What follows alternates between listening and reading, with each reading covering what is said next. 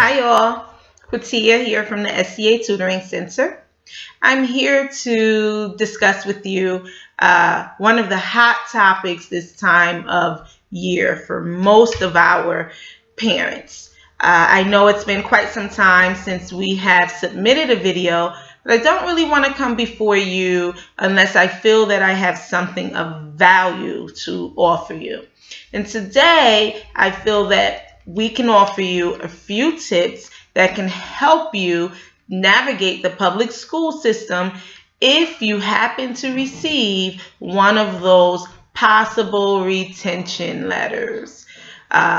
We're now in April. This is the time of year that some of our parents here at the center may have possibly received retention letters, or maybe even you have received a letter indicating that your child is in danger of failing, or they may have just possibly sent home the policy regarding promotion and retention and indicated that if you have received this letter, that may mean that your child is in danger. So I want to offer you a few tips on how to handle the possibility of your child being retained. Number one, when you receive, or if you receive a letter of some sort indicating that your child may be in danger of repeating a year, don't ignore the letter. Please don't ignore the letter. I know at times we like to hope for the best, and we want to be an optimist, and we want to believe that hopefully things will just get better, and he'll go to school and he'll do his work and things will just get better and this letter will disappear. That's not usually the case. So please do not ignore the letter. Take this letter very seriously.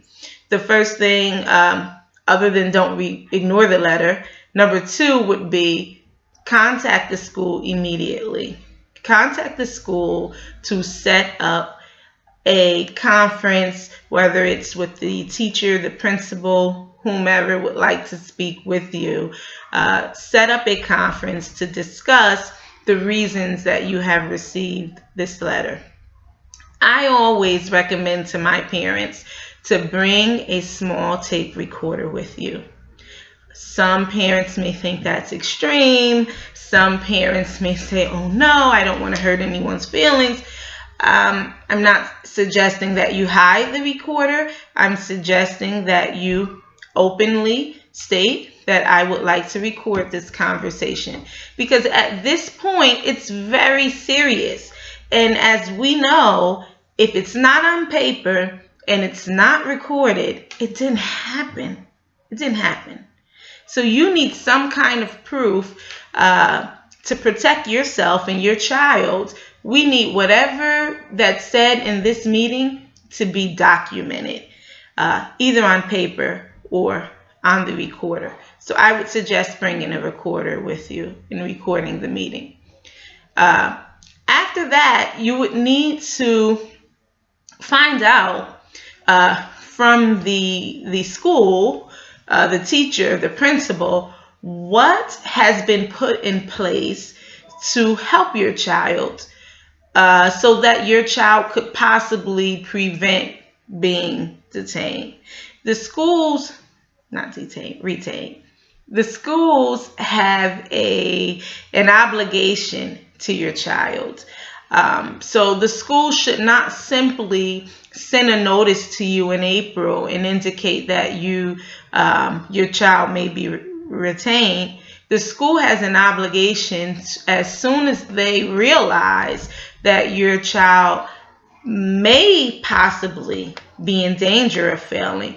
The school has an obligation to put measures in place to help your child. So that would be a question that I would present to the school. What have you done from the moment that you realized my child was in danger? What have you done? What measures have been put in place to help my child? Secondly, I would question the timing. Is this your first notification? Were you notified earlier in the school year? If you are notified early in the school year, parents, please seek help. Seek help. If you are notified early in the school year that your child may possibly be retained, please be proactive. Go out and find any resources possible. And sometimes those resources are not always free. And we have to be willing to pay and do whatever we need to do to make sure that our children are properly educated. So you go to the school, you find out what are they going to do, because they are obligated to make sure that your child succeeds. So the moment you find out my child is in danger, you need to flip that and go back to the school and say, my child is in danger of failing, and I would like to know what you are going to do to help him or her. But do you stop there? Do you stop there? Absolutely not. Because at the end of the day, you are the parent. And we can talk and discuss the school and their obligation from here to tomorrow.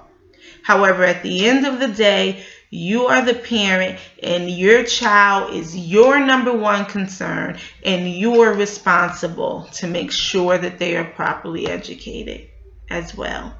So after you go to the school and inform them that you are fully aware of what they need to do, you need to leave that school and seek help for your child, whether it be a cousin, sister, a brother, auntie, a tutoring center like ours.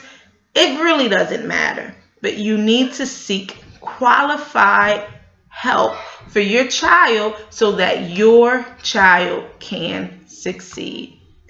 Everything needs to be documented. Everything needs to be in writing. This is a school, the school system, I understand, and you may like your child's teacher, and you may think the principal is great, and you may think everyone is lovely, but if it's not in writing, it did not happen. It did not happen. So if you do not want your child to be retained, it needs to be in writing.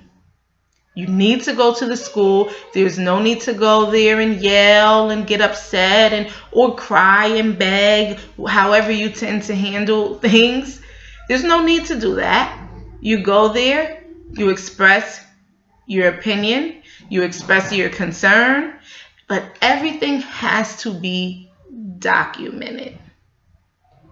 And after that point, where you've documented everything, you've met with the principal, the teachers, and you've done everything that you need to do, then you wait for the school to see what they have put into place. And at the end of the school year, you meet with them again to discuss the progress that your child has made, and you let them know whether or not you intend to allow your child to be retained. But you have a voice, and your opinion and your voice does count, and you need to be willing to express yourself and not become intimidated, because your child is depending on you. So you cannot become intimidated of this process. You have to do whatever you need to do to ensure that your child is successful. So that's it for me today. Thank you for listening. Don't forget to go over to our Facebook page, like us there, follow us on Twitter, and visit us at our website. And I hope to talk to you very soon. Have a blessed one, everyone.